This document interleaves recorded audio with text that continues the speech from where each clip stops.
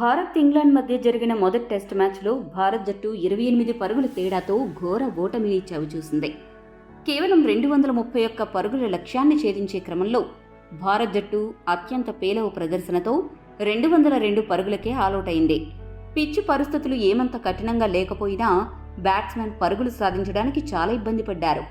ఒకరి తర్వాత ఒకరు వికెట్లు కోల్పోతూ ఇండియా కొంప ముంచారు.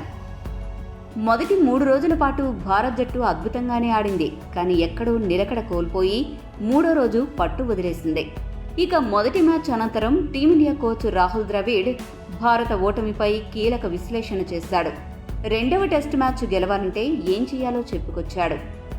రాహుల్ ద్రవిడ్ ఏమన్నాడంటే, భారత్ జట్టు మొదటి రోజు మ్యాచ్ను అద్భుతంగా మొదలుపెట్టింది. 2వ రోజు కూడా దాన్ని అదే ఉత్సాహంతో కొనసాగించింది. 3వ రోజు మాత్రం భారత్ జట్టులో అనూహ్యంగా ఏకాగ్రత లోపించింది. ముఖ్యంగా England batsmen Ollie Pope batting చేస్తున్నప్పుడు భారత బౌలర్లు అతడి బ్యాటింగ్కు తగ్గట్టుగా మార్పులు చేస్తూ పదునైన అస్త్రాలను సంధించి ఉంటే బాగుండేది. అలా కాకుండా అతను అలవాటు పడిన బంతులని పదే పదే వేశారు. ఇక మా బ్యాటింగ్ విషయానికి వస్తే మొదటి ఇన్నింగ్స్లో 190 పరుగుల ఆధిక్యత సాధించిన మాట వాస్తవమే గానీ ఆధిక్యతను మరికొంచెం పెంచుకుని ఉంటే పరిస్థితి మరోలా ఉండేది. 3 బ్యాట్స్మెన్ 80 పైచిలకు పరుగులు చేశారు.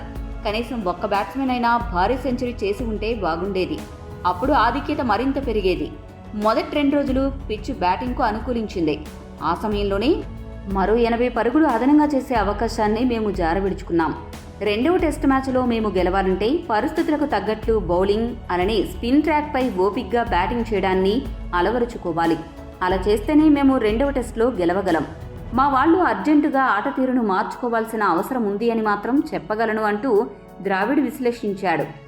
మరి 2వ టెస్టు సమయానికి ద్రావిడ్ బృందం ఆటగాళ్ల అప్రోచ్లో ఎలాంటి మార్పు తీసుకొస్తుందో చూడాలి. ఈ వీడియో మీకు నచ్చితే లైక్, షేర్, కామెంట్ చేయండి. మరిన్ని స్పోర్ట్స్ అప్డేట్స్ కోసం మా ఛానల్ను సబ్స్క్రైబ్ చేసుకోండి.